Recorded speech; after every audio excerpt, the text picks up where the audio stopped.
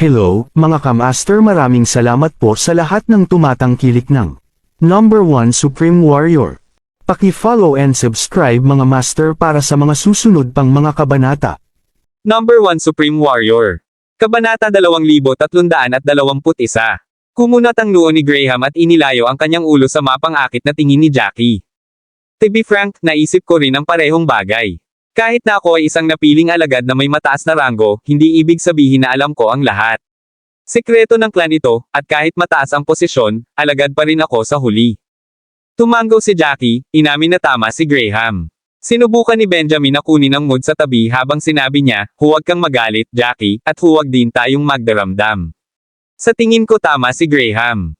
Dahil ginawa ng angkan ang lahat ng ito, natural na mayroon silang sariling mga plano.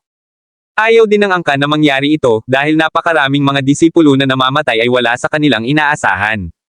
Gayunpaman, ang paraan na sinubukan ni Benjamin na paginhawahin ang mga bagay ay medyo walang taktika. Si Jackie ay hindi isang simpleng isip na magpapahintulot sa ilang mga salita ng isang tao na baguhin ang kanyang mga iniisip. Bahagyang ngumiti siya habang sinasabi, hindi mo kailangang gamitin ang mga salitang iyon para subukang palayasin ako, hindi ako isang taong walang pakialam. Kung ang bagay na ito ay hindi pa umabot sa yugtong ito, hindi ko natatanungin ang mga tanong na iyon. Pagkatapos noon, lumalim ang malamig ng ngiti ni Jackie. Sabi mo hindi nila akalain na napakaraming namatay. Hindi ako naniniwala kahit kaunti. Ang mga nakatataas sa Thousand Lives Pavilion ay mas nakakaalam kaysa sino man sa atin kung anong uri ng mga tao ang nagmumula sa Corpse Pavilion. Sila ay walang awa at makamandag sa kanilang mga pamamaraan, at hindi sila titigil hanggat mayroon silang nakikita. Ang dangal at moralidad ay wala para sa mga taong iyon. Hanggat may pagkakataon na maalis tayo, tiyak na kukunin nila ito. Ito ay hindi aksidente, lahat ng ito ay pasok sa kanilang inaasahan. Lalong nagalit si Jackie habang nagsasalita, at namula ang mukha niya. Tama ka, Graham. Disipulo ka lang sa huli, at may mga bagay na hindi mo alam.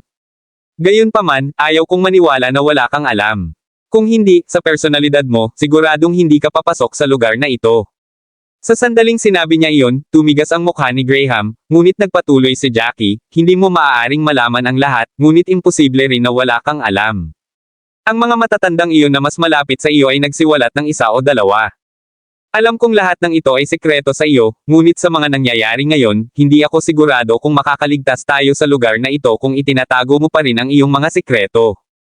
Ang mga salita ni Jackie ay hindi lamang upang madagdagan ang pakiramdam ng panganib, totoong naramdaman niya iyon. Kung hindi ibunyag ni Graham at ng iba pa ang katotohanan, napakaposibleng lumalangoy sila sa dilim, at mas maraming tao ang mamamatay dahil sa mga nakatataas na iyon. Iyon ay isang bagay na ayaw makita o nangyari ni Jackie. Sa pag-iisip tungkol doon, lumingon siya kina Isaiah at Nelson sa likuran niya. Tinutulungan ni Isaiah si Nelson na maglakad gamit ang isang braso, at pareho silang mukhang masama rin ang katawan.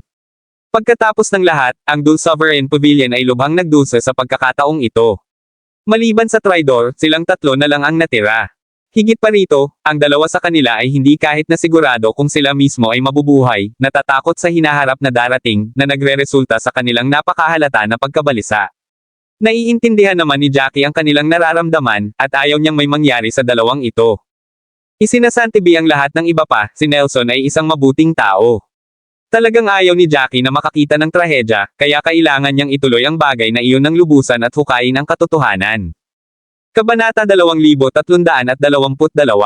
Nang tumingin muli si Jackie kay Graham, ang kanyang tingin ay mahigpit at mabangis.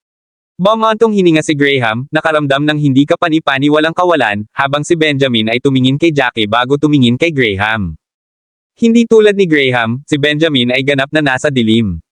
Kahit na gusto niyang ipagtanggol si Graham at sabihin ang isang bagay, sa katunayan, siya ay masyadong mausisa, kaya pinili niyang manahimik. Matagal na nanirahan si Graham sa kanyang kawalang kaya bago tuluyang ibinoko ang kanyang bibig ng ayaw. Ito ay dahil gusto nilang makahanap ng isang bagay, at ang bagay na iyon ay kapwa masama at matuwid. Ito ay hindi isang bagay na mabubuksan sa pamamagitan lamang ng kapangyarihan ng mga Northern clans, kaya iyon ang dahilan kung bakit sila ay nagbigay sa mga Southern clans ng kalahati ng mga pas ng libre. Tama ang hula ni Jackie pagkatapos ng lahat, at ang kanyang ekspresyon ay hindi gaanong nawala sa unang intensity nito. Isang buntong hininga na naman ang pinakawalan ni Graham at alam niyang hindi naniniwala si Jackie sa sinabi niya. Alam kong hindi ka naniniwala sa mga sinasabi ko ngayon, pero sinisigurado kong hindi ako nagsisinungaling. Kung ayaw mong maniwala sa akin, wala na akong magagawa pa. Sa sandaling iyon, biglang sinabi ni Jackie, ano itong bagay na ito?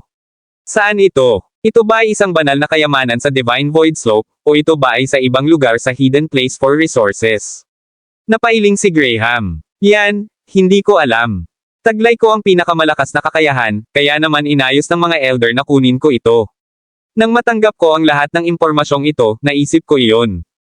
Gayunpaman, walang tumawag sa akin kahit na naghihintay ako. Wala akong natanggap na kaayusan kahit na ipinadala ako sa Hidden Place for Resources.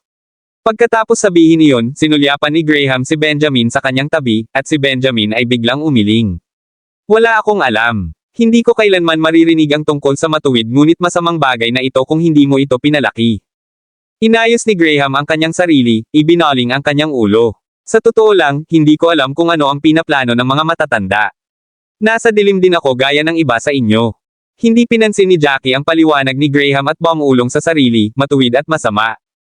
Napatingin si Graham kay Benjamin.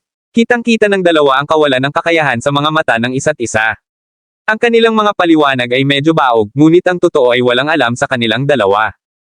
Kahit na may kaunting balita sila, mababaw ang lahat.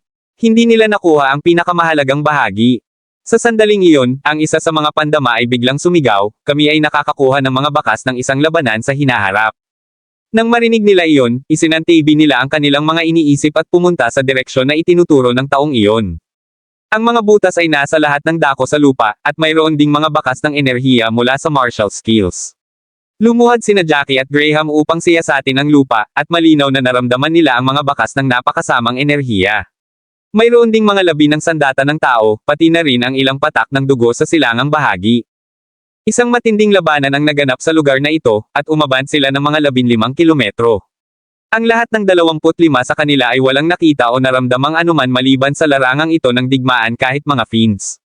Kabanata 2323. Tumayo si Samson sa likod ni Jackie at bumulong, napakakakaiba nito. Dati, makakahanap kami ng fiend bawat isa hanggang 3 kilometro, at makakatagpo pa kami ng 2 o 3 sa kanila. Gayunpaman, mula noong natuyong punong iyon, wala pa kaming nakilalang isang halimaw. Ang nakita lang namin ay mga labi ng labanang iyon. Tumayo si Jackie at tumingin sa paligid niya. Sa mga bakas pa lamang ng labanang iyon, hindi niya matukoy kung ang mga lumaban ay mga alagad sa kanilang panig o mga taga-timog. Sa pag-iisip na iyon, hindi niya napigilan ang pagpapakawala ng kanyang mga sentido, palawakin ito sa 300 metro. Sa sandaling iyon, naramdaman niya ang isang pamilyar na pakiramdam na nagmumula sa isang lantang ugat ng puno mga 250 metro ang layo. Ang kanyang mga hininga ay lumakas sa pagkabalisa. Ito na naman ang electric mark mula sa Evil Blood Thunder. Sa sandaling sinabi niya iyon, ang iba pang 24 na kalahok ay tumigil at tumingin kay Jackie ng may pag-asa.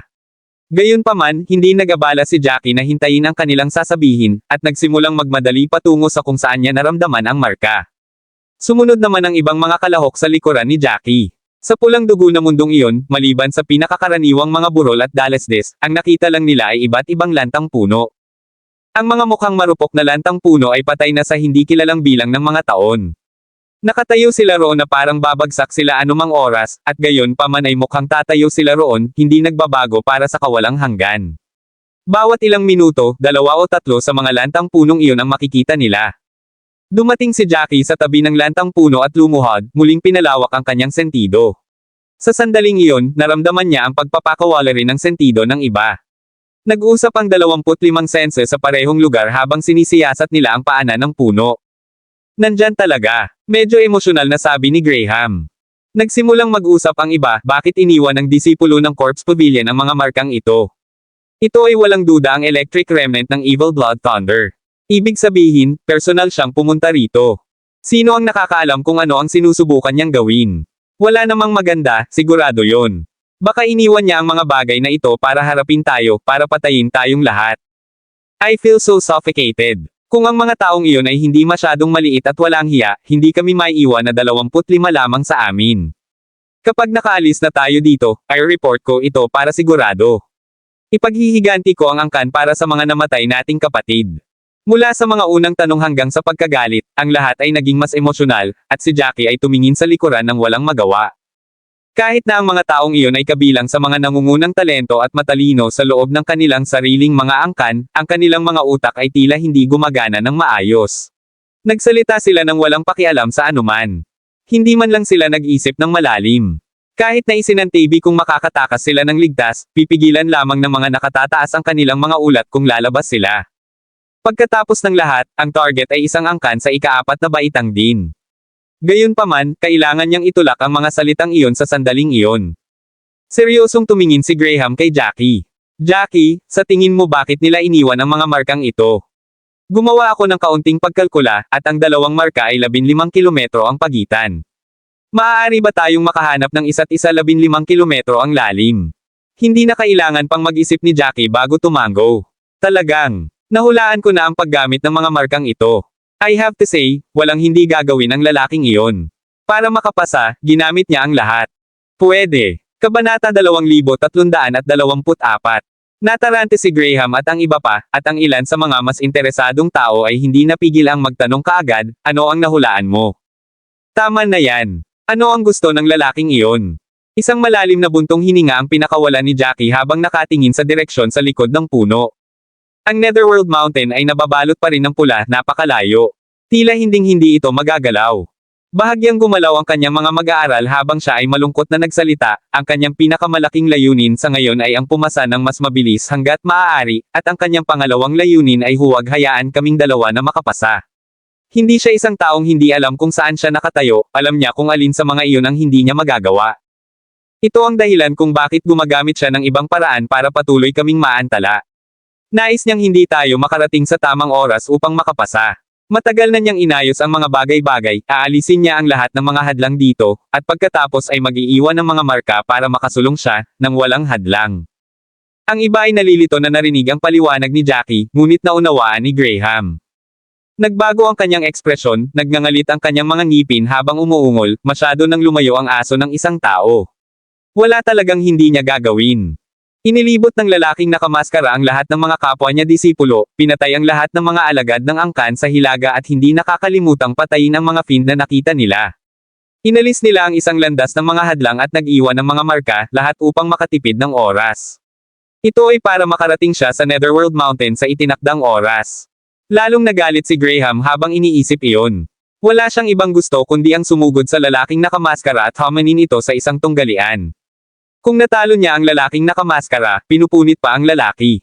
Ang magkahiwalay ay hindi makakapagpagaan ng kanyang galit. Ang kasuklam-suklam, walang hiyang lalaking iyon. Medyo matalino siya. Nagtaas ng kilay si Jackie. Iyon ay isang bagay na siya ay hypothesizing. Kung lumipat sila ng posisyon, maramdaman niya na ang plano ay medyo solid, kung hindi masyadong malupit. Gayunpaman, sa lalaking nakamaskara, hindi iyon malupit. Kung tutuusin, ang mga mamamatay ay hindi niya mga kapwa alagad. Ang pagpatay sa hilagang mga disipulo ay isa sa kanyang mga layunin, gayunpaman. Nag-aalalang palakad-lakad si Graham sa lugar. Ano ang dapat nating gawin? Hindi natin maaaring iwanan ang mga bagay kung ano sila. Hindi natin basta-basta ibibigay ang pas sa kanya, alinman kailangan natin siyang bayaran. Hindi kumibo si Jackie habang nakatingin sa malayo. Ano man ang sinabi ni Graham sa sandaling iyon, hindi ito makakaapekto sa mood ni Jackie at hindi rin makakaapekto sa kanyang desisyon. Sa totoo lang, naramdaman ni Jackie na ang pinaka-inaalala ni Graham ay kung makapasa siya o hindi. Gayunpaman, ang lalaking nakamaskara ay nagtagumpay ng isang hakbang bago siya. Nang mapansin ang pananahimik ni Jackie, nag-aalalang sinabi ni Graham, kailangan nating gumawa ng paraan. Bakit hindi natin gawin ang ginawa nila? Subaybayan natin sila at eksaktong ginawa nila. Tumanggi akong maniwala na ang lalaking nakamaskara ay patuloy na makakasama ng ibang mga disipulo. Kahit 25 na lang tayong natitira, we have you and my skills. Sa aming dalawa sa Taiman, hindi na namin kailangang pakialaman ang mga numero nila. Mapapatay pa rin natin silang lahat. Ang mga huling salita ni Graham ay binigkas sa pamamagitan ng nakagisnang mga ngipin, ang kanyang mga mata ay puno ng madamdaming layuning pumatay. Maaari rin siyang gumawa ng desisyon na patayin ang bawat isa sa mga disipulo mula sa Corpse Pavilion, masyadong. Gayunpaman, umiling si Jackie. Hindi niya kayang hayaan ang kanyang mga iniisip na maging kasing gulo ni Graham sa sandaling iyon. Sasabihin ko ang parehong bagay tulad ng sinabi ko dati, huwag magmadali sa mga bagay. Dapat tayong dalawa ang tumutok sa pagpasa ngayon. Ang paghihiganti ay maaaring maghintay para sa sandali. Kabanata 2325. Dahil alam na natin kung bakit siya nag-iwan ng mga marka ng Evil Blood Thunder para masigurado na makapasa siya, bakit hindi natin ito gamitin para sa ating sarili? Huminto si Graham, biglang nanlaki ang kanyang mga mata habang tuwang-tuwa siyang napabulalas, tama ka. Dahil naalis na niya ang mga halimaw sa landas na ito, maaari na rin nating sundan ang daan. Maaari nating pag-isipan ang iba pagkatapos nating makapasa. Matapos gawin ang kanyang desisyon, hindi na nag-aksaya pa ng oras si Graham. Tumalikod siya at nagsimulang mag-utos ng malakas sa lahat ng nasa likod niya. Ito ang espesyal na marka na iniwan ng lalaking nakamaskara mula sa Corpse Pavilion. Ngayon, kailangan nating sundin ang mga markang ito habang sumusulong tayo upang matiyak na ligtas ito. Alam kong lahat kayo ay pumasok sa mundo ng dugo sa pag-asang makapatay ng mga demonyo at makakuha ng mga kayamanan, ngunit ito ay isang espesyal na pangyayari.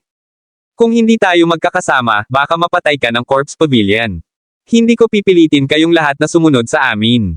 Kung hindi ka payag at mas gugustuhin mong manghuli ng mga demonyo at makakuha ng kayamanan, hindi kita pipigilan. Pagkatapos niyang tapusin ang mga salitang iyon, ang iba pang natitirang mga disipulo ay nagpahayag ng kanilang katapatan. Susundan natin si Graham. Hindi kami maglalakas loob na lumabas ng mag-isa. Ang mga kayamanan ay maganda, ngunit ang ating buhay ay mas mahalaga. Tama siya. Huwag mag-alala, lahat tayo ay handa na sa pag-iisip, at susundan namin kayong lahat. Kung tungkol sa mga kayamanang iyon, sumuko na kami sa kanila. Nang matanggap ang pangako ng lahat, bahagyang lumiwanag ang ekspresyon ni Graham. Sige, hindi na tayo mag-aaksaya ng oras. Bilisan natin at umaban. Salaitan tayo sa pagpapadala ng ating mga sentido tulad noong nakaraan at hahanapin ang mga labi na iniwan ng lalaking nakamaskara. Tiningnan ni Jackie si Graham ng makahulugan. Hindi binanggit ng lalaking iyon ang katotohanan, itinago niya ang pinakamahalagang bahagi. Gayunpaman, hindi mabato ni Jackie ang bangka sa sandaling ito, kaya sumama na lang siya kay Graham. Nagsimulang umabant ang grupo, kasunod ang mga markang iniwan ng lalaking nakamaskara, pasulong patungo sa Netherworld Mountain. Kahit sa malayo, ang Netherworld Mountain ay mukhang napakalaki. Kahit mahigit 150 kilometro ang pagitan nila, nakikita pa rin nila ang buong kaluwalhatian nito. Habang papalapit sila, mas nararamdaman nila kung gaano ito kahanga-hanga. Ang sinumang nakatayo sa ilalim ng bundok ay tila hindi kapani-paniwalang napakaliit. Ito ay magpaparamdam sa isang tao na kasing liit ng isang bagong silang na langgam. Nipatikip ng dibdib ang lalaking nakamaskara, at umagos ang dugo sa gilid ng bibig niya. Hindi naman siya kasing lakas ng dati at, sa halip, medyo nanghina pa siya. Pagtayo sa tabi niya, tinulungan ni Zam-Ian ang lalaking nakamaskara na may pag-aalalang tingin. Ayos ka lang ba? Nanginginig na itinaas ng lalaking nakamaskara ang kanyang kamay, gamit ang lahat ng kanyang lakas para iling ang kanyang ulo. Sa sandaling iyon, maging ang kanyang boses ay hindi matatag habang tumugon, ayos lang ako. Tulungan mo akong maupo, kailangan kong magnilay. Nagmamadaling tinulungan ni Zam-Ian ang lalaking nakamaskara. Naglagay siya ng kumot sa ilalim ng puwitan ng lalaking nakamaskara at naglabas ng mga mamahaling gamot para sa lalaking nakamaskara. Sa pagkakataong iyon, hindi lang mukhang masama ang kalagayan ng lalaking nakamaskara, kundi pati na rin siya ay labis na naagrabyado sa sakit.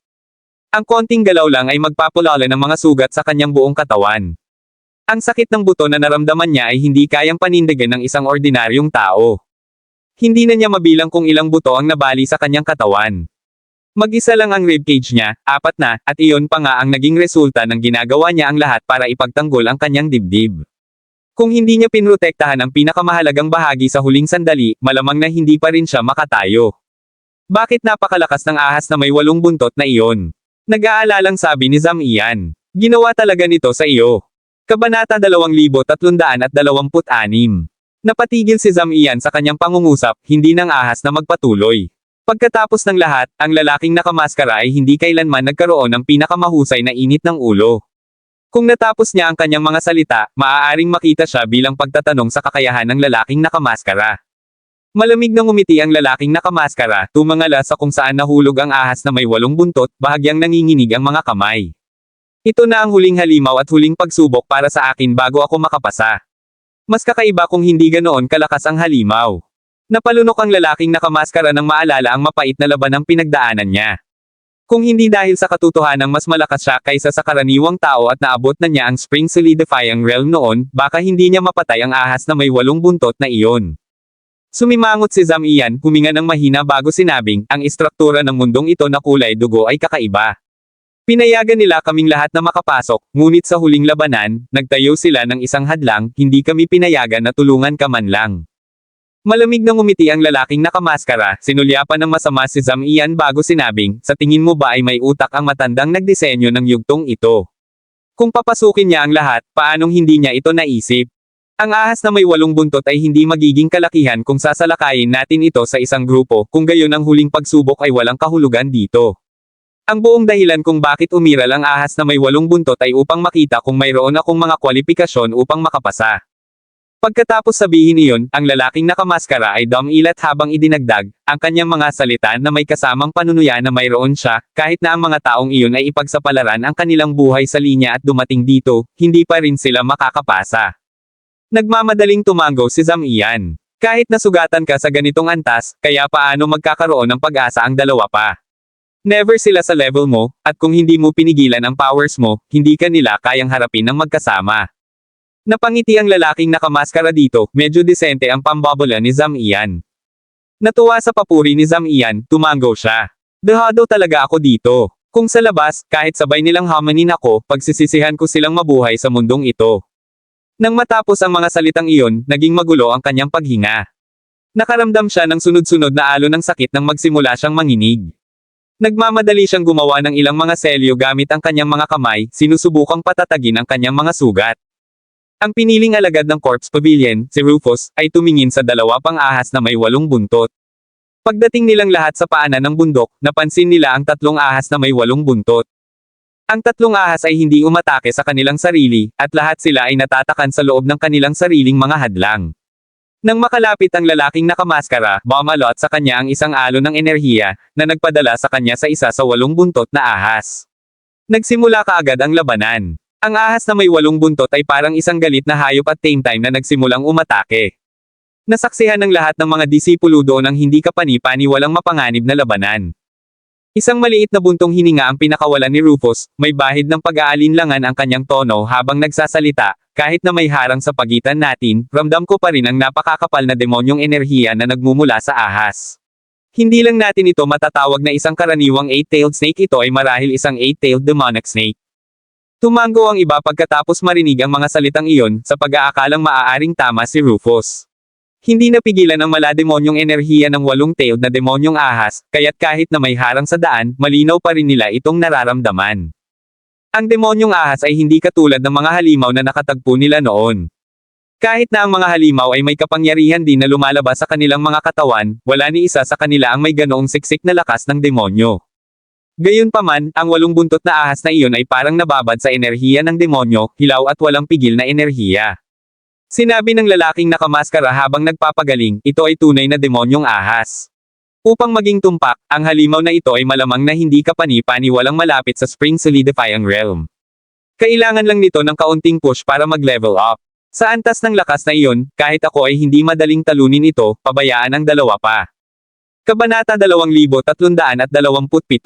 Tumango si Rufus. Samantala, tumayo si Lennon sa gilid at nagsalita, kahit na sabik, hindi sila makakarating sa lugar na ito.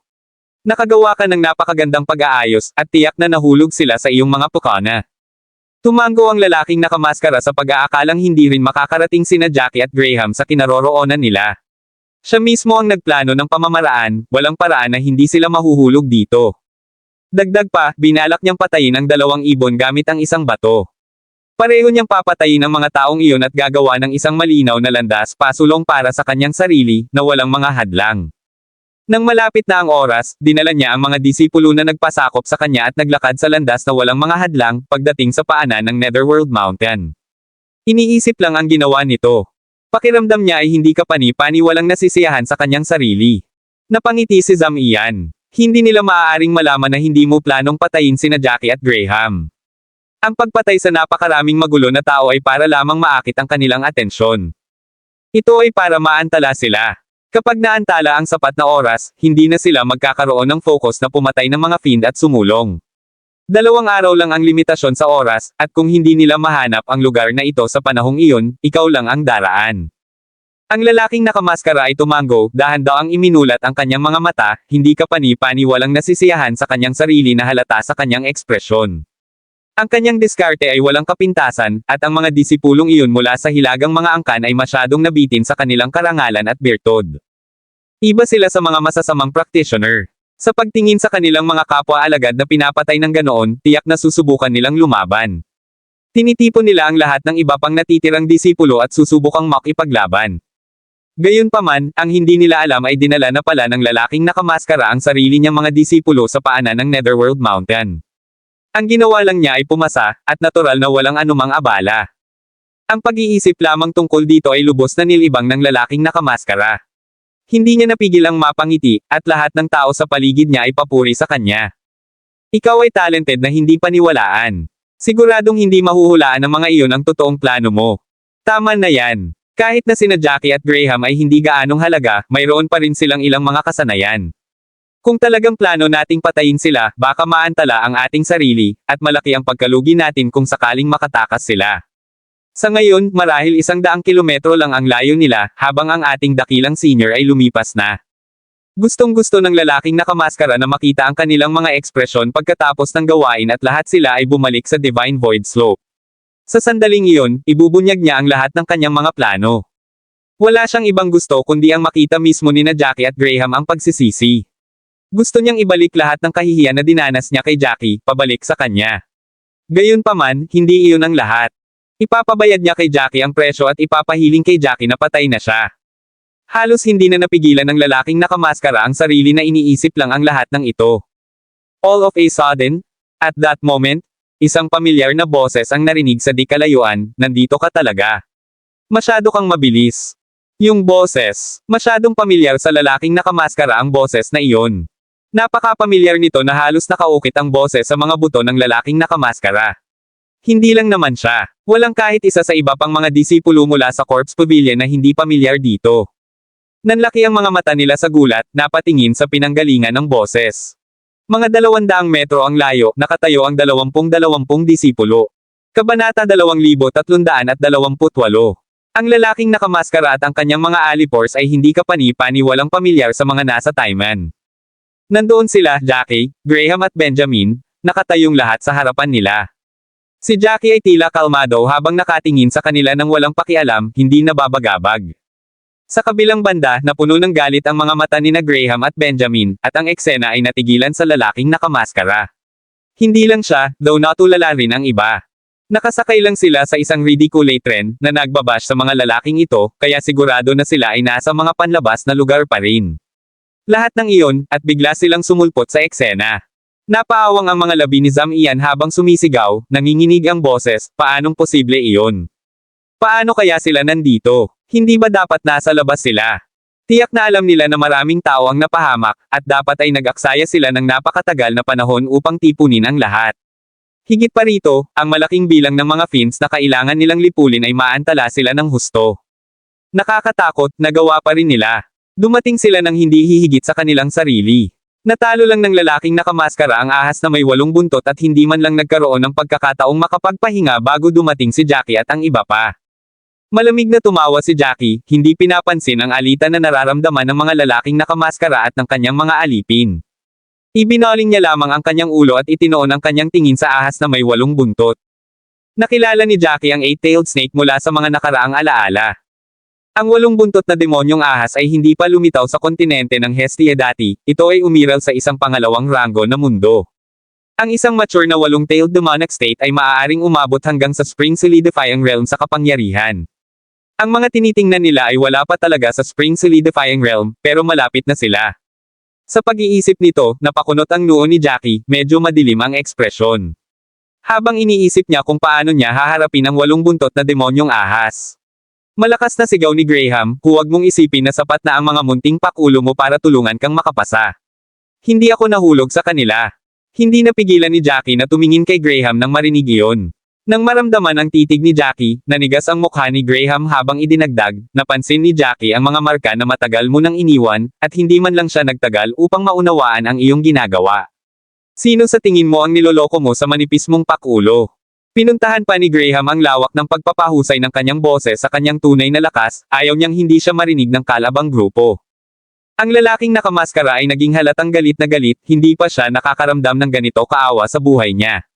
Nandoon siya, nasiyahan sa kanyang sarili ilang sandali lamang ang nakalipas, ngunit ang kanyang pagmamataas ay nabasag ng napakabilis. Ang plano na naramdaman niyang perpekto ay nadecode ng madali. Sa pagkakataong iyon, walang ibang nararamdaman ang lalaking nakamaskara kundi galit na umiikot sa kanyang isipan, kaya't nakalimutan pa niya ang mga sugat na nagpapahirap sa kanya. Wala na siyang ibang hinaanggad kundi ang paghiwalayin si Jackie. Si Jackie na naman siya na lang palagi. Si Jackie ang tanging dahilan ng bawat sandali ng kahihiyan na pinagdaanan niya. Ang lalaking nakamaskara ay nagalit ng husto habang iniisip siya, at lumuwa pa siya ng isang subo ng dugo. Nagmamadaling lumuhad si Zam-Ian at tinulungang makatayo ang lalaking nakamaskara. Huwag kang magagalit. Sino ang nagmamalasakit sa mga karaniwang tao? Hindi sila maaaring makapasa, wala silang kakayahan. Itinapon ng lalaking nakamaskara ang kamay ni Zam-Ian, nanginginig pa rin, na nagpabagsak kay Zam-Ian. Sa pagkakataong iyon, hindi na napanatili ng lalaking nakamaskara ang kanyang kalmado. Tinuro niya si Jackie gamit ang nanginginig niyang kamay. Maghintay ka lang. Hindi kita bibitawan, pangako ko yan sa'yo. Ipapalimos ko sa iyo ang kamatayan, at ipapadala kita sa impyerno.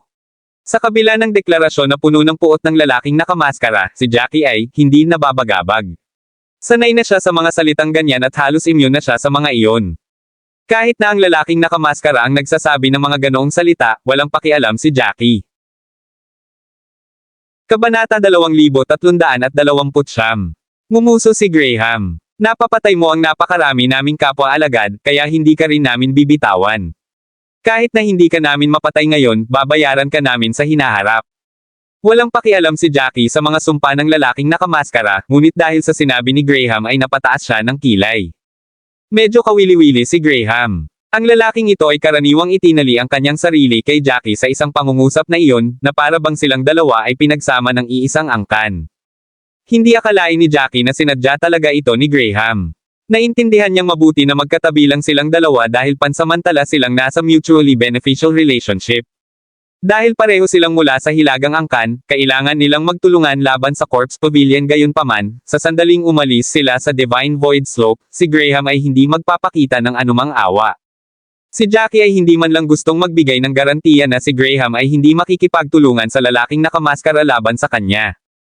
Ang lalaking nakamaskara ay natawa sa sinabi ni Graham, gayunpaman, siya ay nasugatan ng husto, at higit pa doon, ang kanyang puso ay umuusok sa galit. Lumalala na ang lagay ng kanyang katawan, at hindi na siya makaupo ng maayos. Ang mga alagad na malapit sa kanya ay agad na inabot upang tulungan ang lalaking nakamaskara. Tila ngayon lang napansin ni Graham na ang lalaking nakamaskara ay lubhang nasugatan sa antas na hindi man lang siya makaupo ng maayos. Agad siyang napalingon sa gulat. Anong meron sa kanya? Bakit siya sobrang nasaktan? May nangyari ba sa kanya? Nakakunot ang noo ni Jackie habang galit na nakatingin kay Graham.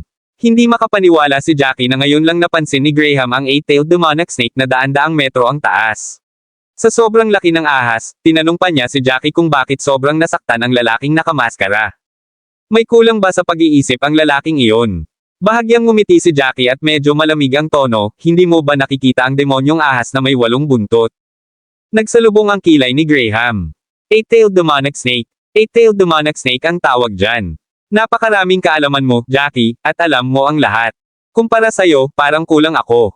Tuluyan ng binaliwala ni Jackie ang mga maling salita ng pambobola. Masyado siyang tamad na isipin ang mga bagay na ito kay Graham.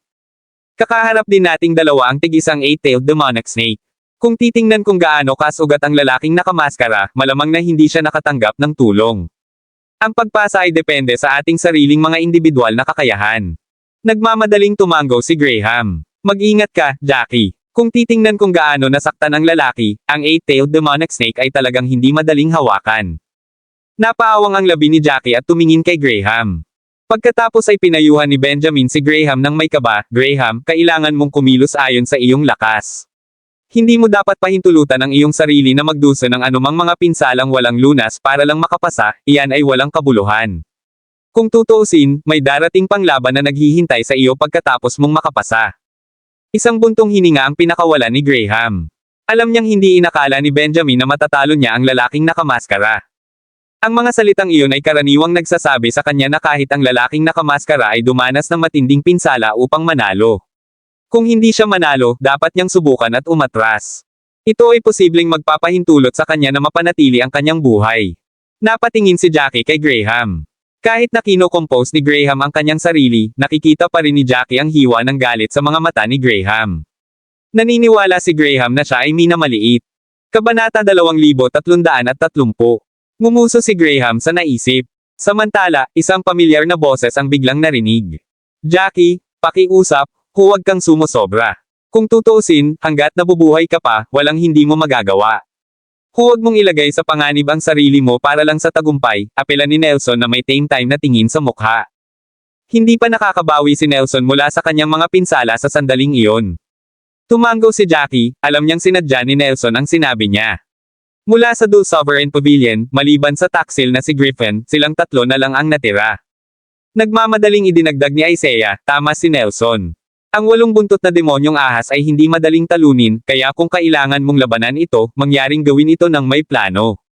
Lumapit si Jackie at ipinatong ang kamay sa balikat ni Nelson. Huwag kang mag-alala. Kaming tatlo na lang ang natitira sa Dul Sovereign Pavilion. Kahit anong mangyari, sisiguraduhin kong maibabalik ko kayong dalawa ng ligtas. Kahit na hindi siya nagtanim ng ganoong positibong intensyon para sa Dul Sovereign Pavilion, kailangan niyang aminin na ang angkan ay gumugol ng oras at pagsisikap sa pagsasanay sa kanya. Upang mabayaran ang utang na iyon ng pasasalamat, siya na ang bahala sa kanila. Tumango sina Nelson at Isaiah na halatang kinilig sa sinabi ni Jackie. Puno sila ng takot para sa hinaharap dahil sa malaking pagkalugi ng Dul Sovereign Pavilion at labis na nanlumo. Nang marinig ang mga salita ni Jackie, nabuhayan sila ng loob sa sandaling iyon, kahit bahagya lamang. Binigyan sila nito ng kagustuhang mabuhay muli.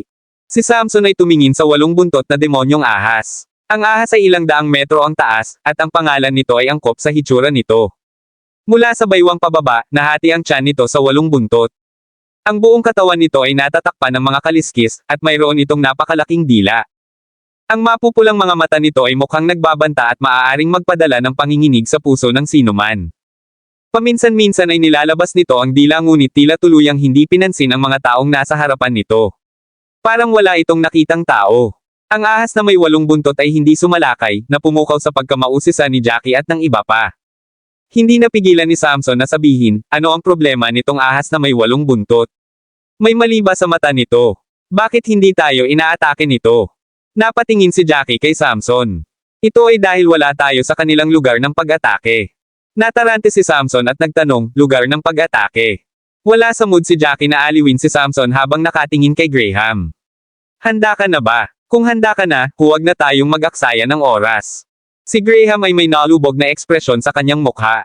Napasulyap siya kay Jackie at napansin niyang parang hindi pressured si Jackie. Parang walang pakialam si Jackie sa labanang malapit ng sumunod.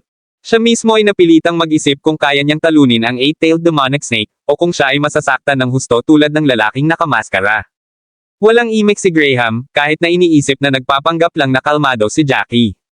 Pagkatapos ng lahat, ang mga kasanayan ng may 8 buntot na demonyong ahas ay hindi ordinaryong bagay, at ito ay napakalapit na sa Spring Solidifying Realm.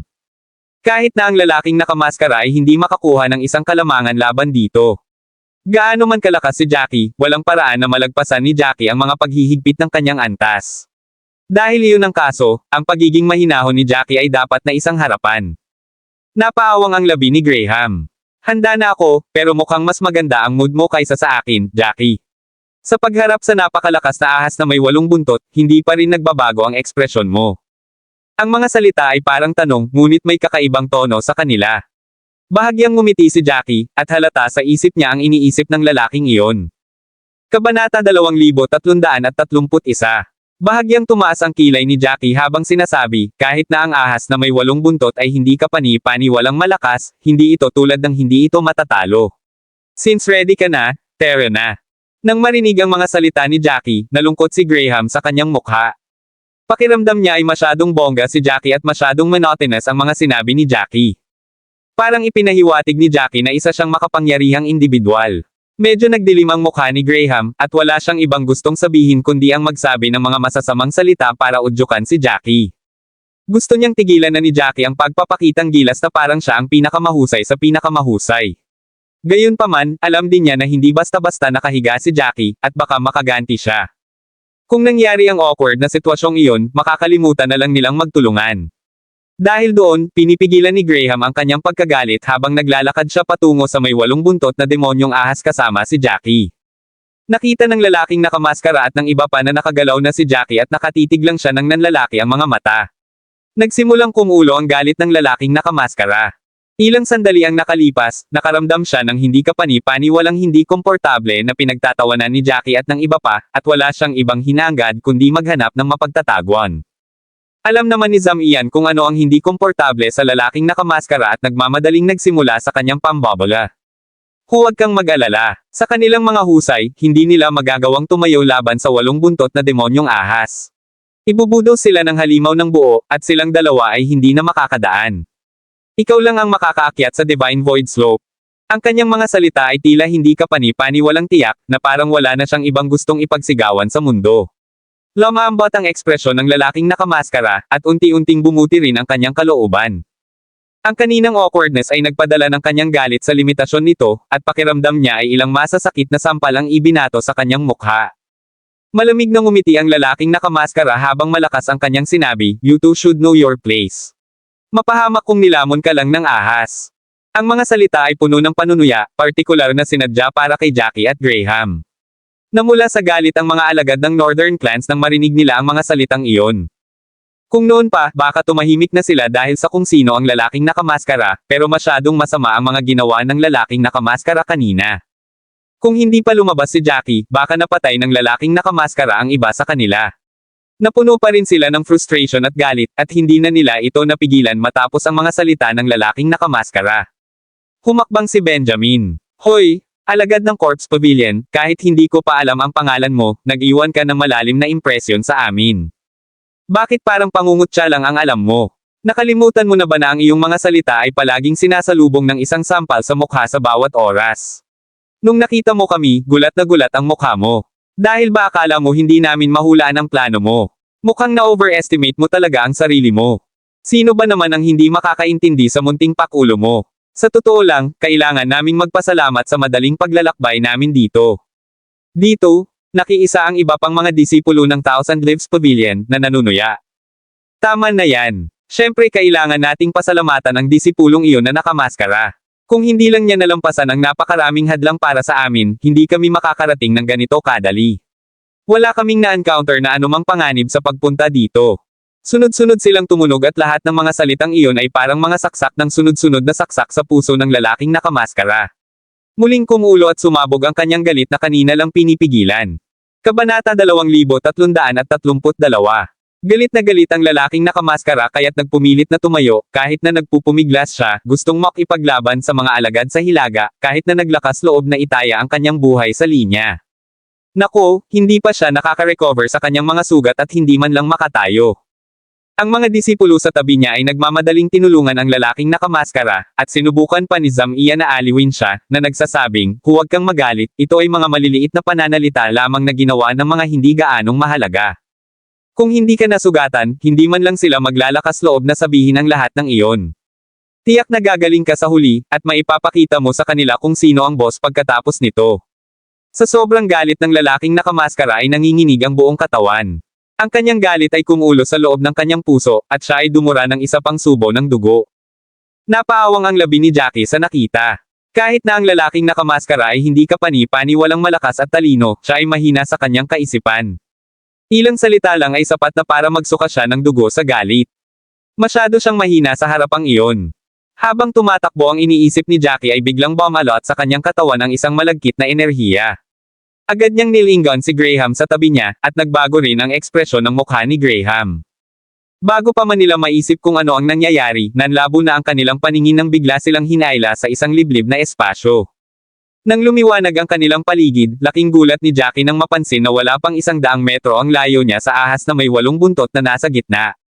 Nang makapasok siya sa barrier, tila nabuhay ang ahas, at ang mapupulang mga mata nito ay nakatitig kay Jackie. Ang hininga nito ay amoy dugo, at ang buong lugar ay umaalingasaw din ng kaparehong baho ng dugo. Isang buntong hininga ang pinakawalan ni Jackie, hindi niya lubos na napigilan ang sorpresang naramdaman. Hindi naman kasi niya inaasahan na bigla na lang siyang i-teleport. Hindi lang siya ang nahuli ng walang kamalayan, dahil si Graham ay tila nabigla rin. Natural na hindi naging mabait ang lalaking nakamaskara para sabihin sa kanila na i-teleport sila sa loob. Isa pa, ang dalawang ahas na may 8 buntot na kanilang kaharap ay naglunsad ng kanilang mga pag-atake bago pa man sila makabawi sa kanilang pagkagulat. Ang ahas na may 8 buntot ay nagpatibay ng isang umaataking tindig, at ang mga mata ni Jackie ay nakatitig mismo sa mga pulang mata ng ahas. Bago kumilos si Jackie, inilabas ng ahas na may 8 buntot ang mga pangil nito at sumugod mismo kay Jackie. Sa kanyang pagkabigla, agad niyang inikat ang espasyo, biglang nag-teleport ng 30 metro ang layo at nakarinig ng kalabog. Ang ulo ng ahas na may 8 buntot ay marahas na bumagsak sa kinaroroonan ni Jackie kanina. Sa pagtingin sa napakalaking bunganga sa lupa, nagsimulang magkaroon ng kaba si Jackie sa kanyang mukha. Masyadong mabilis ang pag-atake ng 8 buntot na ahas. Hindi katakatakang nagtaas ito ng ulo kanina, nag-charge. Kung hindi dahil sa pagkabisado ni Jackie sa mga batas ng kalawakan, maaaring hindi niya maiiwasan ang bilis na iyon. Lalong nabigla si Jackie na ang napakalaking bunganga ay nabuo mula lamang sa ulo ng demonyong ahas. Ang ahas naman ay walang nasugatan. Ang mga kaliskis nito ay tila ang pinakamalakas na kaliskis sa mundo. Tila walang anumang puwersa ang makakalusot. Sa pagtingin sa eksenang iyon, walang magawang inisip ni Jackie na kung hindi niya malalaman ang kahinaan ng 8 buntot na ahas, hinding-hindi niya malalampasan ang mga kaliskis na iyon sa katawan ng ahas kahit gaano pa siya umatake. Nang makita ng mga tagalabas ang eksenang iyon, nanlaki ang mga mata nila. Bahagyang nawala ng boses si Samson nang bumulalas siya, napakabilis niyan, isang kisap mata lang ang kinuha nito. Kung nandoon ako, namatay na ako sa suntok na iyon. Ang kanyang mga salita ay hindi masyadong pinalaki. Kung nakaharap ni Samson ang 8 buntot na demonyong ahas, hindi niya ito maiiwasan. Kabanata 2333. Matagumpay na naiwasan ni Jackie ang pag-atake ng 8-tailed demon snake at tila nag-trigger ng competitive spirit ng 8-tailed snake. Pabilis ng pabilis ang ahas, at nababalot ng galit ang mga mata nito. Iyon ang unang pagkakataon na nakita ni Jackie ang galit sa mga mata ng isang halimaw. Kasabay nito, wala siyang ideya kung bakit magiging ganoon ang ahas, galit na galit. Siyempre, hindi masagot ng ahas na may 8 buntot si Jackie. Isang nakakatusok na tunog ang sumalubong sa kanyang pandinig nang itinaas ng 8 buntot na demonyong ahas ang kanyang buntot at sinalakay si Jackie sa bilis na hindi nakikita ng ilan sa mga tao. Ang mga patuloy, walang katapusang pag-atake ay nagbigay kay Jackie ng matinding sakit ng ulo. Sa pagkakataong iyon ay napagtanto niya kung bakit napakalubha ang sugat ng lalaking nakamaskara. Ang mga pag-atake ng buntot ng ahas na may 8 buntot ay hindi isang bagay na kayang tiisin ng isang normal na tao. Higit pa rito, ang 8 buntot na ahas ay tila hindi kapani-pani walang bihasa sa pakikipaglaban, bawat pag-atake ay naglalayon sa isang nakamamatay na suntok. Kahit isang Diyos ay hindi makayanan ang patuloy na pag-atake. Nakahinga ng maluwag si Jackie habang nag-iisip. Kung wala sa kanya ang mga alaala na naiwan para sa kanya, baka hindi niya malagpasan ang yugtong ito. Pagkatapos ng lahat, ang 8 buntot na demonyong ahas ay napakalakas. Wala itong anumang martial skills o espesyal na kakayahan, at umasa ito sa purong pisikal na lakas. Ang buong katawan nito ay natatakpan ng isang patong ng kaliskis, at ang pagpatay dito ay isang napakahirap na gawain, lalo na kung hindi alam ng isang tao ang kahinaan nito at kung ang isang individual ay walang lakas na higit sa 8 buntot na ahas. Sa pag-iisip niyan, hindi napigilan ni Jackie na bumulong sa sarili, hindi ko na ito maantala. Kung patuloy akong magde-delay, mauubos ang totoong energy ko. Sa pag-iisip tungkol doon, muli niyang ginamit ang mga batas ng kalawakan. Sa pagkakataong ito, hindi niya naiwasan ang pag-atake sa pamamagitan ng pagtungo palabas at sa halip ay nag-teleport na diretso sa likod ng ahas. Lumutang siya sa likod ng ahas at malinaw na naramdaman ang aura na iyon na hindi maaaring baliwalain na nagmumula sa 8 buntot na demonyong ahas. Isang makapal na layer ng demonyong enerhiya ang pumapaligid sa katawan nito. Ang mga kaliskis sa likod nito ay kasing tigas ng bakal, kaya't kahit ang bakal ay maaaring hindi maihambing. Ang mga itim na kaliskis ay mukhang hindi kapani-pani walang malakas sa ilalim ng kulay dugong liwanag ng buwan. Hindi napigilan ng lalaking nakamaskara na mapatawa ng malamig sa eksena. Ano ang sinusubukang gawin ni Jackie? May balak ba siyang salakayin ang likod ng ahas? May mali ba sa utak niya? Hindi ba niya alam na ang mga fiend ay kadalasang may pinakamahirap na depensa sa kanilang likuran? Kahit ako ay hindi maglalakas loob na salakayin ang likod nito, aksaya lang ng oras yan. Parang kulang ang karanasan ng brat na ito sa labanan. Sa sandaling sinabi niya iyon, si Griffin, na tahimik lang na nakatayo sa sulok, sa wakas ay nakahanap ng pagkakataong magsalita. Nagmamadaling sinabi ni Griffin, tama ka. Ang taong ito ay walang karanasan sa labanan. Base sa pagkakaalam ko, ilang beses pa lang siyang lumaban sa loob ng clan. Kahit na nanalo siya sa bawat laban, napakaliit pa rin ang bilang ng mga laban. Ang isang tulad niya ay hindi maaaring magkaroon ng pinakapangunahing kaalaman. Ang mga salita ni Griffin ay labis na ikinatuwa ng lalaking nakamaskara. Tumango siya kay Griffin, pakiramdam na hindi papatayin ang brat, si Jackie, sa simula ay isang napakatalino na desisyon. At least, medyo gumaan ang pakiramdam niya. Kabanata 2334. Alam kong may mali sa utak ni Jackie. Sa sandaling iyon, itinaas ni Jackie ang itim na espada at nagpakawala ng pag-atake sa likod ng 8 buntot na demonyong ahas, at lahat ay nanunood, nagbabago ang kanilang mga ekspresyon habang sila ay nanunood na may komplikadong ekspresyon. Ang ilan sa kanila ay nadama na si Jackie ay kulang sa kaalaman. Hindi ba niya alam na ang mga hayop na tulad ng 8-tailed demonic snake, na malakas sa depensa at pisikal na umaasa, ay may pinakamalakas na panlaban sa kanilang likuran? Naisip ba niya na ang kanyang pag-atake ay lumagpas na sa mga limitasyon ng kanyang antas at makakalusot sa mga depensa ng 8 buntot na demonyong ahas? Sa pagkakataong ito, kahit ang mga mula sa hilagang angkan na may pananampalataya kay Jackie ay hindi alam kung ano ang sasabihin. Anong ginagawa ni Jackie? Bakit niya itinaya ang kanyang buhay sa linya para salakayin ang likod ng ahas na may 8 buntot? Sinusubukan ba niyang sayangin ang kanyang tunay na lakas? Kitang-kita sa kanilang mga tanong ang kanilang pagkalito. Walang dadang mahirap intindihin ang mga kilos ni Jackie. Hinawakan ni Isaiah ang kamay ni Nelson nang hindi kapani-paniwalang mahigpit. Pagkatapos ay kinausap niya si Nelson, humina ang boses, ano sa tingin mo ang ginagawa ni Jackie? Alam kong palagi siyang may sariling opinyon sa mga bagay-bagay, at pakiramdam ko ay hindi siya isang taong gagawa ng mga bagay ng walang kabuluhan. Sa totoo lang, walang alam si Isaiah na mas mabuting paraan para ilarawan ito. Alam ni Nelson ang gustong sabihin ni Isaiah, si Jackie ay hindi tanga. Gayunpaman, ang lahat ng ginagawa ni Jackie ay tila nagpapatunay na si Jackie ay kulang sa ilang mga selula sa utak. Nagsimulang tumawa ng malakas ang lalaking nakamaskara. I can't believe he's genuinely attacking the hardest part. Si Graham ay hindi gagawa ng ganoong bagay. Alam ng lahat na kahit anong uri ng halimaw sila, ang kanilang mga tiyan ay ang pinakamalambot na bahagi ng kanilang katawan. Ang mga tiyan ay palaging ang pinakamahusay na lugar sa pag-atake. Gayunpaman, ang taong ito ay tila walang naiintindihan.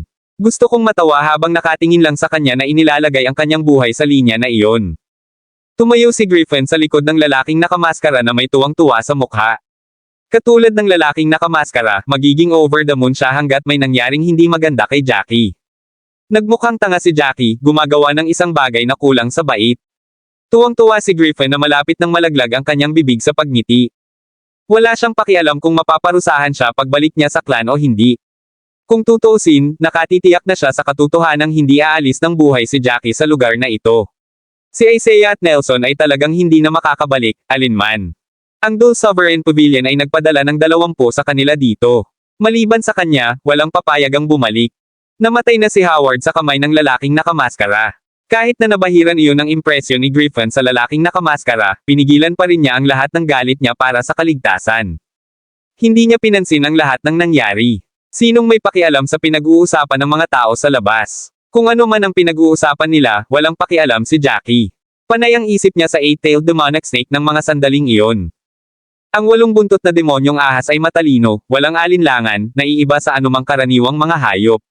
Sa pagkakataong iyon, dapat ay may napansin na itong mali sa brat na hindi nito kinaya. Pilit na kinikiliti ng brat ang katawan ng halimaw. Tiyak na parang may mali sa isip ni Jackie, umaatake sa mga kaliskis na tiyak na hindi mabubutas. Nagsimula na talagang mag-relax ang ahas na may 8 buntot laban kay Jackie. Para itong daga na pinaglaruan ng pusa pagkatapos mahuli. Masaya nitong gustong pahirapan si Jackie. Sa isang palakpak, muling umiwas si Jackie sa pag-atake ng demonyong ahas na may 8 buntot. Naubos na niya ang napakaraming true energy. Pagkatapos ng lahat, ang pagbaluktot sa mga batas ng espasyo ay nangangailangan ng maraming tunay na enerhiya. Sa halip tila hindi masyadong nakatutok si Jackie sa pag-atake sa likod ng ahas na may 8 buntot at tila nagpapadala ng ilang simbolikong pag-atake. Kabanata 2335. Kung paanong ang lahat ay tunay na nag-iisip na si Jackie ay isang walang utak na individual, si Jackie ay huminga muli ng malalim habang siya ay bumubuo ng ilang mga selyo sa kanyang kamay. Muli niyang isinaaktibo ang mga batas ng kalawakan, gamit ito sa mga limitasyon nito. Mula sa paglutang-lutang sa likod ng ahas na may 8 buntot hanggang sa biglang sumulpot sa harap nito, nahuli niya ang 8 buntot na demonyong ahas sa ganap na pagkagulat. Ang 8-tailed demonic snake ay nagtagal sa pag-atake kay Jackie sa lahat ng ito, sa pag-aakalang si Jackie ay mapurol. Siguradong hindi nito inaasahan na biglang susulpot si Jackie sa harapan nito. Pinaikit ni Jackie ang kanyang mga mata, mabilis na umikot ang kanyang isipan habang ang kanyang mga mata ay napako sa lugar sa ilalim ng noo ng ahas. Sumigaw si Jackie sa mahinang boses, 2 metro sa ibaba ng ulo ng ahas. Dapat nandoon ang sukat. Sa sandaling sinabi niya iyon, sumulong siya na parang bala at tumungo sa posisyong natukoy niya. Sa sandaling iyon, wala siyang ibang nasa isip, hindi man lang iniisip kung napansin ba ng 8 buntot na demonyong ahas ang kanyang mga plano. Ang kanyang mga kamay ay patuloy na bumubuo ng ilang mga selyo habang ang isang kulay abo-itim na liwanag ay kumikinang mula sa kanyang mga daliri. Pagkatapos noon, mabilis siyang nakabuo ng 35 soul sword sa Black Blade. Pagsira sa walang kabuluhan. Bulalas ni Jackie. Mamatay. Sa sandaling sinabi niya iyon, ang itim na talon ay sumulpot pasulong na tumusok sa ahas. Masyadong mabilis ang lahat ng nangyari. Ang 8 buntot na demonyong ahas ay hindi kailanman naisip na si Jackie ay, sa lahat ng ito, isang lobo sa damit ng tupa. Ang pag-atake sa kaliskis sa likod nito ay para lamang maakit ang atensyon nito. Sa totoo lang, matagal na niyang alam ang kahinaan ng 8-tailed demonic snake. Ang katawan nito ay ganap na natatakpan ng mga kaliskis, at ang tanging mahinang punto ay 2 metro sa ibaba ng noo nito kung saan nakaposisyon ang isang kulay abong kaliskis. Ang gray na sukat na iyon ay kung saan ito sumisipsip ng tunay na enerhiya, at ito ang pinakamahinang punto sa katawan nito. Nakarinig ang lahat ng kalusko sa sukat na nabasag. Ang itim na talon ay tumusok mismo sa katawan ng demonyong ahas na may 8 buntot, at isang kulay abong enerhiya ang lumabas sa talon na nasa kamay ni Jackie.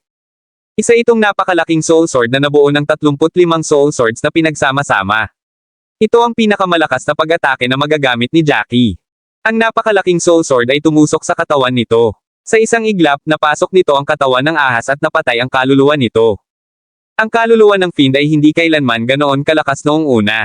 Ang pag-atake sa pamamagitan ng Destroying the Void ay nagdulot ng matinding sakit sa kaluluwa nito, na nagpapadala sa ahas sa ballistikong siklab.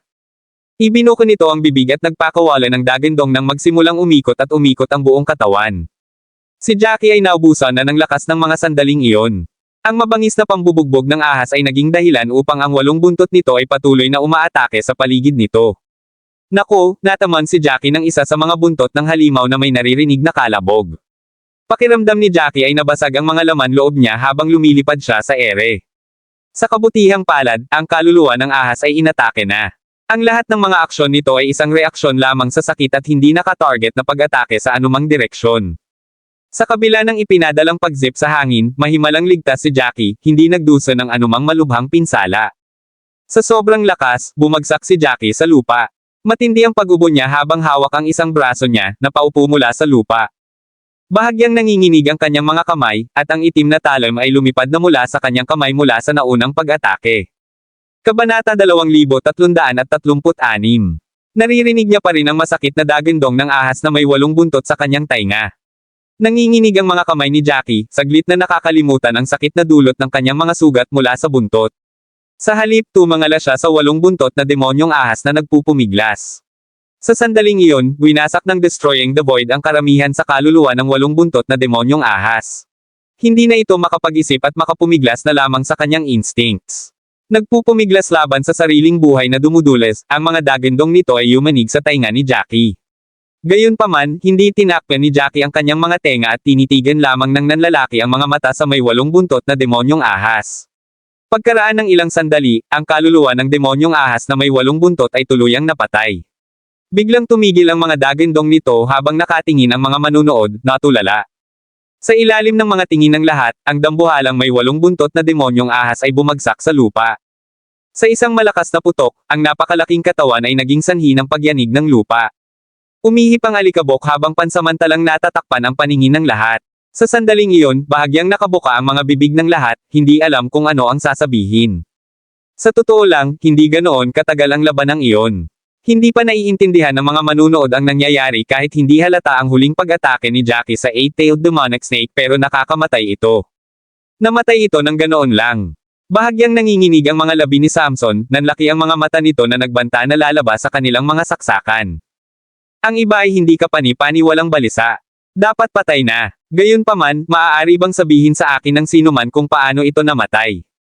Mukhang inilipat lang ni Jackie ang kanyang attacking point, at ang hindi mapasok na depensa ng 8-tailed na ahas na iyon ay biglang gumuho na parang papel. Tinalo ito ni Jackie sa isang suntok. Pagkatapos nito, ang ahas ay nagpumiglas at umungal ng ilang segundo bago ito namatay. Ang mga salita ng taong iyon ay hindi makapaniwala sa iba at sa kanyang sarili. Ang iba ay tumangala sa bangkay ng ahas na may 8 buntot na bahagyang natulala. Tumingin si Isaiah kay Nelson at sinabing, paano nagawa ni Jackie iyon? Paano mabilis na gumuho ang depensa ng demonyong ahas na may 8 buntot? Si Nelson ay isang napiling disipulo na malapit sa tuktok ng mga ranggo. Kahit na mula siya sa isang 3rd grade clan, medyo may karanasan pa rin siya. Huminga siya ng malalim at sinabi sa seryosong tono, kanina lang nang salakayin ni Jackie ang likod nito, hindi ito dahil sa anumang maling kalkulasyon sa kanyang bahagi. Inatake niya ito, alam niyang ito ang pinaka-pinagtatanggol na bahagi. Ginawa niya iyon para maakit ang atensyon ng ahas. Gusto niyang isipin ng ahas na ginagawa iyon ni Jackie dahil sa katangahan, tulad ng ginawa ng iba. Walang karanasan ng Jackie na iyon. Matapos makinig sa paliwanag ni Nelson, sa wakas ay naunawaan ni Isaiah. Tumalikod siya at nag-aalalang hinawakan ang braso ni Nelson. Ibig mong sabihin, alam ni Jackie kung saan ang kahinaan ng ahas na may 8 buntot. Hindi biglang gumuho ang depensa ng 8 buntot na demonyong ahas. Diretso lang umatake si Jackie sa mahinang punto ng demonyong ahas na may 8 buntot. Tumango si Nelson. May tiwala siya sa kanyang mga mata. Nakita niyang umatake si Jackie sa isang napaka-espesyal na lugar kanina. Ang sukat na inatake ni Jackie ay bahagyang naiiba sa kulay sa iba pang kaliskis. Kung hindi siya tumingin sa detalye ko, hindi niya mapapansin. Bahagyang nanginginig ang mga kamay ni Benjamin. Dahil napansin ni Nelson, mapapansin din niya. Hindi niya maiwasang umiling. Sure enough, hindi natin pwedeng maliitin ang mga master na ganito. Kahit na minsan mahirap intindihin ang mga master, dahil lang sa hindi natin sila naiintindihan, at hindi dahil sa mga pipi sila. Kabanata 2337. Matapos ang kanyang mga salita, umiling siya, bumaantong hininga. Naramdaman niya ang paglaki ng pagitan nila ni Jackie. Sa simula, naisip ni Benjamin na ang mga kilos ni Jackie ay nakakatuwa at na siya ay walang karanasan. Gaano man siya kalakas, maaaring magkaroon pa rin siya ng mga sandali ng pagkabigo. Sa halip, tila ang inaakala niyang kawalan ng karanasan ni Jackie ay hindi niya lubos na kilala si Jackie. Ang mga alagad ng Northern Clan ay puno ng matinding paghanga kay Jackie sa kabila ng kanilang pagtataka. Composed pa rin sila, tutal nasa iisang kampo naman sila ni Jackie. Gayunpaman, iba ang Corpse Pavilion. Baka sa mukha ng mga alagad ng Corpse Pavilion ang panlulumo. Mahigpit na nakakuyom ang mga kamay ng lalaking nakamaskara. Dahil sa lakas na ginagamit niya ay umbok na rin ang kanyang mga kalamnan. Sa sandaling iyon, siya ay nabigyan ng matinding suntok. Maging si Nelson ay nakita na ang nangyari, lalo pa ang lalaking nakamaskara. Natural na nakita ng lalaking nakamaskara na ang mga kilos ni Jackie ay para lamang linlangin ang 8 buntot na demonyo. Ahas, itinatago ang kanyang huling pag-atake. Kung ang ibig sabihin noon ay walang karanasan si Jackie, ang iba sa kanila ay walang halaga. Si Jackie ay umatake sa isang hindi kapani-pani walang kakaibang paraan. Kung hindi kaaway ni Jackie ang lalaking nakamaskara, malamang pinuri siya ng lalaking nakamaskara. Yung brat, tiyak na hindi ako papayag na mabuhay siya. Hindi siya papayag ang umalis sa lugar na ito ng buhay. Hindi kapani-pani walang naresolba ang garalgal na boses ng lalaking nakamaskara. Sa sandaling iyon, lubos niyang naunawaan ang dapat niyang gawin. Kung hahayaan niyang umalis si Jackie sa nakatagong lugar para sa mga mapagkukunan, haharapin niya ang isang hindi kapani-pani walang malaking banta sa hinaharap. Masama na ang relasyon ni Jackie sa kanya sa simula, at marami na siyang napatay na mga kapwa-alagad ni Jackie. Siguradong magiging banta si Jackie sa Corpse Pavilion kapag lumakas na siya. Ang unang taong hahanapin ni Jackie na papatayin ay siya. Talagang hindi niya hahayaang mangyari ang ganoong bagay. Dati, kinasusuklaman lamang ng lalaking nakamaskara si Jackie ngunit hindi siya nakaramdam ng pananakot gaya ng naramdaman niya noong sandaling iyon. Gayunpaman, pagkatapos masaksihan ang eksenang ito, naramdaman niyang parang isang bomba ng oras si Jackie. Nang marinig ni Lennon ang mga salita ng lalaking nakamaskara, saglit siyang natauhan. Siya ay tulad ng iba, natigil sa kanilang pagkagulat. Kung tutuusin, nasaksihan niya mismo ang pakikipaglaban ng lalaking nakamaskara sa 8 buntot na demonyong ahas. Nagamit na ng lalaking nakamaskara ang lahat ng mayroon siya, at nasugatan pa rin ng maharap niya ang 8 buntot na demonyong ahas. Higit pa rito, mas matagal siya kaysa kay Jackie para talunin ang ahas. Kung ikukumpara sa labanan ng lalaking nakamaskara, tila mas mabilis at mas madali itong natapos ni Jackie. Iyon ay kahit na sa kabila ng katotohanan na si Jackie ay hindi kapani-pani walang malas na matamaan ng 8 buntot na demonyong ahas sa huling sandali. Gayunpaman, kumpara sa malubhang na sugatan na lalaking nakamaskara, tila perpekto ang plano ni Jackie. Ang agwat sa pagitan nilang dalawa ay ipinakita para makita ng lahat doon. Sa lalaking nakamaskara, si Jackie ay isa ng napakalaking banta na hindi maaaring baliwalain. Naiintindihan niya ang pag-aalala at takot ng lalaking nakamaskara. Hindi niya maiwasang sumimangot, kailangan niyang sabihin ang kinatatakutan niyang sabihin noon, kailangan mong gumaling kaagad. Kapag nakabalik ka sa Divine Void Slope, kailangan mong gawin ang lahat ng hindi mo magagawa. Hindi natin siya papayagang umalis sa tuktok. Hindi lang dahil kaya niyang makuha ang mga kayamanang iyon. Kung lalakas siya, siguradong magiging malaking banta siya sa Corpse Pavilion, baka mapag-isa pa niya ang West Cersei State. Kabanata 2338. Ang mga huling salita ni Lennon ay parang isang napakalaking bato na itinapon sa kalmadong tubig. Natigilan ng lahat ng marinig ang mga katagang iyon at baka sa mukha nila na parang gusto na nilang mamatay. Namumutla ang mukha ni Zam Ian, at may mga ugat pa na lumitaw sa kanyang mga mata. Lennon, hindi mo ba pinalalaki ang mga bagay-bagay? Ang taong ito ay maaaring magkaisa sa West Cersei State. Kaya niya ba talagang gawin iyon?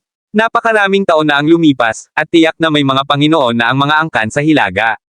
Gayunpaman, wala sa mga master ang naging napakalakas. Isang bagay na walang nagawa sa loob ng maraming taon, sigurado ka bang magagawa ng taong ito? Napatingin si Lennon kay Zam Ian. Normally, hindi siya magsasawang magpaliwanag ng ganito kay Zam Ian. Gayunpaman, ito ay isang espesyal na oras, at kung hindi niya linawin ang mga bagay, hindi mauunawaan ng mga taong iyon ang kalubhaan ng sitwasyon. Napakalalim ng boses ni Lennon, na para bang may ipinapahayag na hindi ka pani-paniwalang masakit, gamitin mo ng konti ang utak mo, isipin mo na lang. Kahit na ang hilagang angkan ay may kanilang mga Panginoon sa lahat ng mga taon na ito. Sa napakaraming taon, wala ni isa sa kanila ang talagang nakapagbanta sa Corpse Pavilion. Isipin mo, may kukumpara ba ang mga tinatawag na masters kay Jackie? Huwag kalimutan, kasalukuyang nasa intermediate stage lang si Jackie ng innate level. Binigyan ko ng espesyal na atensyon si Jackie bago ito, at tinanong ko na rin si Griffin tungkol kay Jackie. Ang taong iyon ay nasa unang yugto pa lamang ng likas na antas at hindi nagtagal upang maabot niya ang intermediate na yugto. Sino bang master ang makakatalo sa isa pang master sa late stage ng innate level kapag nasa intermediate stage lang sila? Ang agwat sa pagitan ng isang master at isa pa ay karaniwang hindi gaanong naiiba. Gayunpaman, ang taong ito ay maaaring makipaglaban sa mga yugto. Mas malakas pa siya kaysa sa mga akala nating master. Sa sandaling iyon, medyo nanlumo ang tono ni Lennon. Natahimik ang iba pagkarinig nun. Tama si Lennon. May mga pagkakaiba sa pagitan ng mga master, ngunit ito ay bihirang napakalaki ng isang puwang. Ang pakikipaglaban sa mga yugto ay isang bagay na hindi mangyayari sa pagitan ng mga ganap na master, ngunit nagawa ito ni Jackie. Nakagawa si Jackie ng isang bagay na hindi nagawa ng sino man sa loob ng maraming taon. Tapos kapag lumakas siya, natural na banta niya ang Corpse Pavilion. Kahit ang lalaking nakamaskara ay hindi makasagot sa sandaling iyon dahil alam ng lalaking nakamaskara na tama si Lennon. Huminga ng malalim ang lalaking nakamaskara, at pagkatapos ipikit ang kanyang mga mata saglit, sinabi niya sa malungkot na tono, tumahimik kayong lahat. Bawal kang pumuri ng iba para bawasan ang sarili mo. Siya ay talagang isang master, ngunit ang mga master na hindi pa mature ay maaari lamang mabuhay sa awa ng iba. Hindi pa siya threat. Pagkatapos noon, muling nabalot ng kakaibang katahimikan ang Corpse Pavilion. Hindi sila tanga. Natural na alam nila kung ano ang ibig sabihin ng lalaking nakamaskara, at papatayin niya si Jackie kahit anong mangyari. Pagkatapos ng isa pang boom, biglang kuminang sa makulay na liwanag ang bangkay ng demonyong ahas na may 8 buntot. Sa gulat na tingin ni Jackie, dahan-daang nawala ang mga makukulay na ilaw, at ang bangkay ng ahas na may 8 buntot ay nawala sa liwanag. Sa huli, ang liwanag ay natipon sa isang tableta na kasing laki ng isang ubas. Nang lumitaw ang tableta, ang amoy ng dugo sa kanyang paligid ay biglang nawala, at ang malalim na amoy ng gamot ay umagos sa kanyang ilong. Biglang nanlaki ang mga mata ni Jackie, hindi napigilan ang sarili na sabihin, 9th grade soul refining pill. Kabanata 2339. Ito ang unang pagkakataon na nakakita si Jackie ng isang tableta na napakataas ng grado. Kung ibabalik niya ito sa clan kapalit ng mga puntos, talagang makakakuha siya ng higit sa 10,000 puntos. Pagkatapos ng lahat, ang pagpino ng isang Pildores na tulad nito ay hindi lamang mangangailangan ng 9th grade spirited na damo at iba pang mahalagang likas na kayamanan, kakailanganin din nito ang isang hindi kapani-paniwalang mataas na ranggo na alchemist. Ang alchemist ay kailangang pinuhin ito ng ilang araw, iyon ay kung gaano ito kahalaga. Nagsimulang kuminang ang mga mata ni Jackie na nasa sabik. Pinipigilan niya ang sakit ng kanyang buto habang nadadapa siyang tumayo. Pinisil niya ang tableta na lumulutang sa hangin. Ang tableta ay mas mahalaga kay Jackie kaysa sa iba. Ang isang tabletang pampidalisay ng espiritu ay nangangahulugan na makakatulong ito sa pagsasanay sa kanyang kaluluwa. Mapapahusay nito ang antas at kalidad ng kanyang kaluluwa, at madaragdagan ang kontrol ng isang tao sa mga kaluluwa. Sa pag-iisip tungkol doon, nagsimulang manginig ang mga kamay ni Jackie. Huminga siya ng malalim habang pilit na pinapakalma ang sarili. Kinuha niya ang isang jade box mula sa mustard seed at malumanay na inilagay ang tableta sa loob, sinisiguradong hindi makapinsala sa epekto ng tableta. Sa harap ng lahat, inilagay niya ang soul refining pill sa kanyang storage space. Nang masaksihan ni Benjamin at ng iba pa ang eksena, lumuwa ang kanilang mga mata, at hindi napigil ang sabihin sa galit, ito ay isang tableta sa ika-9 na baitang. Ang isang 9th grade pill ay mas mahalaga kaysa sa isang earth rank martial skill. Ang mga tabletop sa ika-9 na baitang ay kilala na doble ang potensyal ng isang tao. Sayang nga lang, pero ngayon lang ako nakakita ng ganyan, at hindi ko pa nakuha. Pagkatapos pakinggan iyon, idinagdag ng iba, hindi nakakagulat na ang mga masters ay bumuti ng husto. Hinding-hindi tayo makakalaban sa mga master na ito. Ang pagkabigong laban sa kanila ay nangangahulugan lamang na patuloy silang ongat, habang tayo ay patuloy na naiipit sa isang lugar. Ang mga master lang ang makakakuha ng mas maraming mapagkukunan para sa kanilang sarili. Hindi tayo maaaring makipagkompetensya. Ang mga salitang iyon ay eksakto kung ano ang iniisip ng iba. Hindi nila napigil ang tumango bilang pagsang-ayon, at lahat ay nagtinginan ng inggit kay Jackie. Hindi narinig ni Jackie ang mga salitang iyon. Sa sandaling iyon, pinaplano na niya kung paano niya haharapin ang lalaking nakamaskara kapag bumalik siya sa Divine Void Slope. Iniisip ang malamig at mayabang na mukha ng lalaking nakamaskara, hindi napigilan ng galit ni Jackie na lumundag. Kahit na palagi siyang kalmado at walang malasakit na ekspresyon kapag humarap siya sa lalaking nakamaskara, tiyak na gusto ni Jackie na mamatay ang lalaking nakamaskara. Iniisip ang malamig na mukha ni Reeve, pati na rin ang iba pang mga alagad na namatay sa kamay ng lalaking nakamaskara, gusto niyang balatan ng buhay ang lalaking iyon. Alam na alam ni Jackie na malamang ganoon din ang tingin sa kanya ng lalaking nakamaskara. Tiyak na gusto ng magkabilang panig na mamatay ang kabilang panig. Sa sandaling iyon, isang daing ng paghihirap ang narinig. Tumingin si Jackie at nakita niya ang isang ganap na dogwang figure na pumailang lang sa ere. Malakas na bumagsak ang figure sa lupa hindi kalayuan kay Jackie na may isang boom. May bahid ng dugo ang damit ng taong iyon, kung hindi dahil kumakabog pa rin ang dibdib niya, akalain ni Jackie na patay na ang tao. Bahagyang kumunot ang noo ni Jackie habang sumisigaw, Graham, aminin mo na ang pagkatalo mo, kung hindi, mamamatay ka. Ang mga salitang iyon ay tila malamig, ngunit ito ay dahil sa taos-pusong pag-aalala.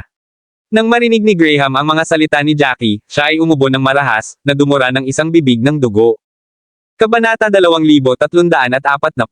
Sa sandaling iyon, mas nasugatan siya kaysa sa lalaking nakamaskara. Sinubukan niyang gamitin ang kanyang braso upang pilitin ang kanyang katawan na umupo, ngunit pagkatapos ng ilang beses na subukan, bumagsak siya pabalik sa sahig na may isang kalabog. Naririnig niya ang dagandong ng ahas sa kabilang banda. Alam niyang sasalakayin na naman siya ng 8-tailed demon snake. Siya ay malubhang nasugatan, ngunit ang kanyang isip ay hindi kapani-pani walang malinaw. Kahit tapos na magsalita si Jackie, paulit-ulit na umuulit sa utak niya ang mga sinabi ni Jackie.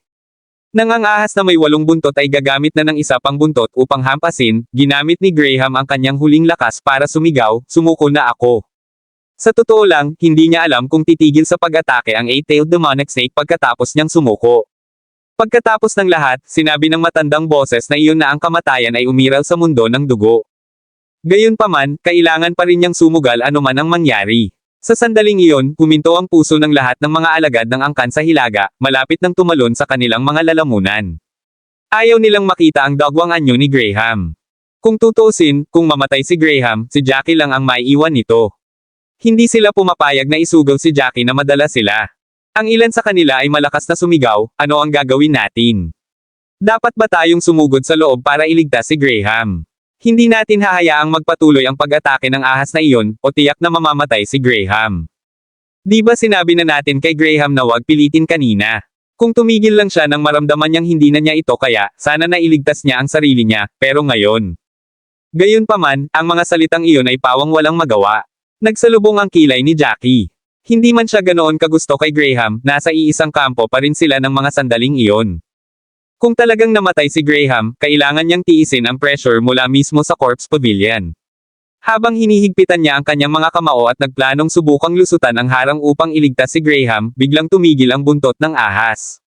Parang may naitulak na butones, at huminto ito ng 2 metro sa harap ni Graham.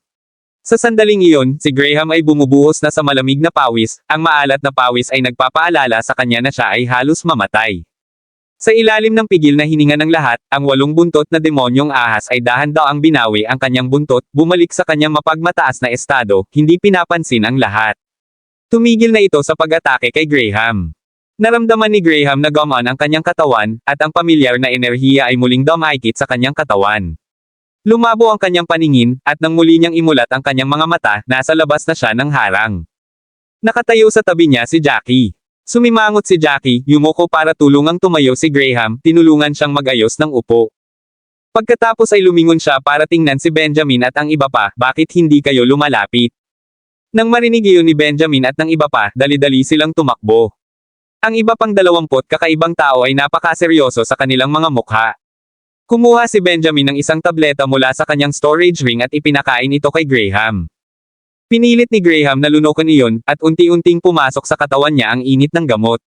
Dumaan ito sa kanyang mga sirang ugat, at dahan-daang inayos ang kanyang panloob na mga sugat. Gayunpaman, ang mga pinsala ni Graham ay napakalubha. Kahit na sa sandaling ito ay naging matatag ang kanyang kalagayan, kailangan pa rin niya ng mas mahabang panahon para makarecover. Si Graham ay tila nasa isang hindi kapani-paniwalang masamang kalagayan na parang mauubusan siya ng hininga anumang oras. Walang magawang ibinuka ni Benjamin ang kanyang mga labi. Kahit alam niyang hindi niya dapat bigkasan ang mga katagang iyon, hindi niya mapigilan. Maraming salamat mga kamaster sa walang sawang pagsusubaybay, isang like, share, and subscribe naman dyan mga kamaster. Abangan ang susunod pang mga kabanata.